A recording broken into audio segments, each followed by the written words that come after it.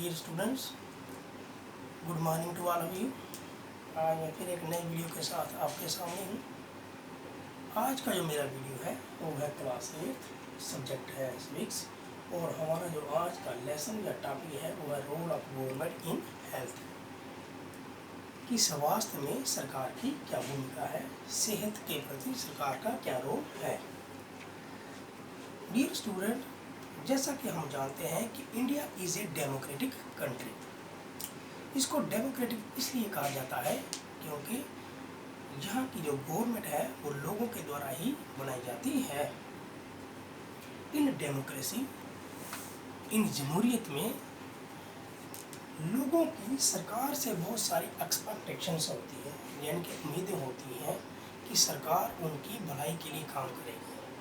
अब इन एक्सपेक्टेशंस, इन उम्मीदों के आधार पर हम कह सकते हैं कि जैसे provision of education, health, housing, development of roads, providing health, providing electricity and water facility. आज का जो हमारा टॉपिक है वो है हेल्थ से मुतल्लिक। तो सबसे पहले हम इसका मीन पढ़ेंगे। Health means over ability to remain free of illness and injuries. हेल्थ से हमारा मतलब है, सेहत से हमारा मतलब है कि हम बीमारियां और किसी प्रकार की चोट से क्या रहे, मुक्त रहें। डियर स्टूडेंट्स, हेल्थ का जो मतलब है, सेहत का जो मतलब है, जो यहाँ तक ही सीमित नहीं है कि अगर हमें कोई बीमारी नहीं है तो हम स्वस्थ हैं।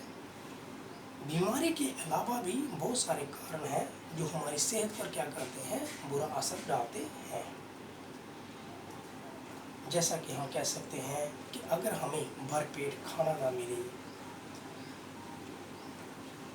पोल्यूटेड इन्वायरमेंट मिले, पीने के लिए साफ पानी ना मिले तो हम सेहतमंद नहीं रहेंगे। हमें सेहतमंद रहने के लिए पोल्यूटेड फ्री इन्वायरमेंट चाहिए, क्लीन ड्रिंकिंग वाटर चाहिए, वगैरह वगैरह, जिससे हम सेहतमंद रह सकते हैं।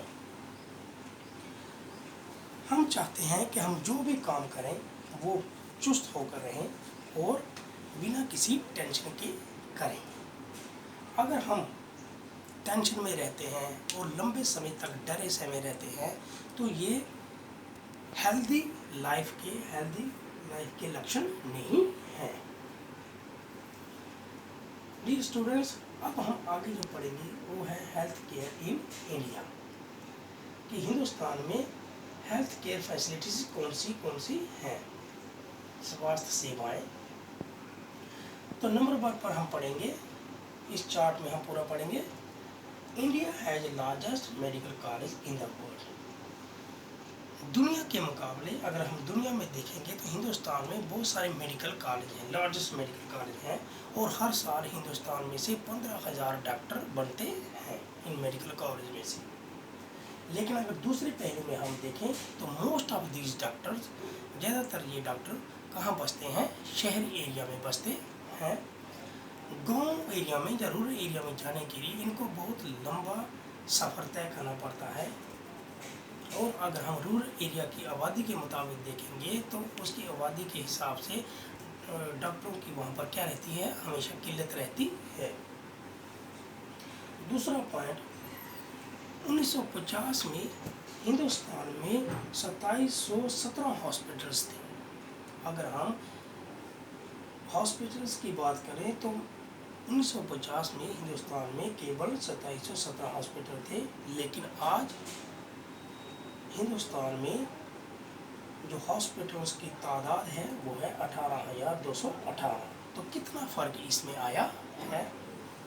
अब दूसरी तरफ अगर हम पढ़ेंगे तो about 5 lakh people die from tuberculosis.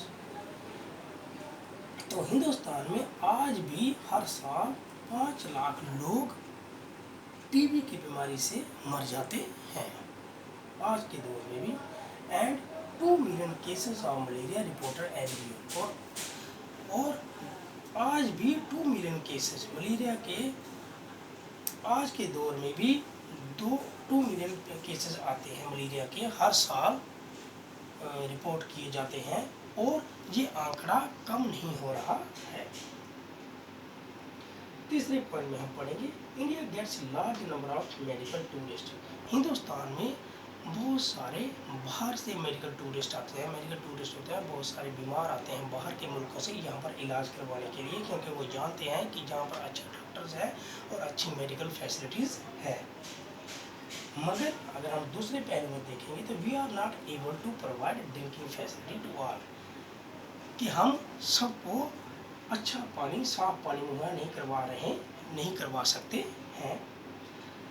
21% of communicable disease, 21% जो कम्युनिकेबल डिजीज हैं वो किससे होते हैं? वो वाटरमॉर्न डिजीज होते हैं। चौथे पॉइंट में हम पढ़ेंगे India is fourth producer of medicine in the world and also exporter. दुनिया में हिंदुस्तान दवाई बनाने में चौथे नंबर पर आता है और ये दवाइयों को बहुत एक्सपोर्ट भी करता है। और इसके दूसरे पहलू में अगर हम देखेंगे, half of our children do not get adequate food to food। Hindustan में आधे से ज़्यादा बच्चों को पर्याप्त मात्रा में बराबर खाना नहीं मिल पाता है, वो अनन्यूरिश्ड रह जाते हैं।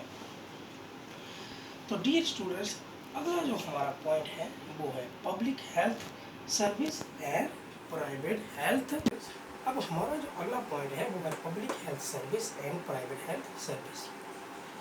हेल्थ सर्विस को हम 2 ब्रॉड कैटेगरी में डिवाइड करते हैं, public health service and private health service. Public health service में हम क्या पढ़ेंगे? Public health service is a chain of health centres and hospital run by the government.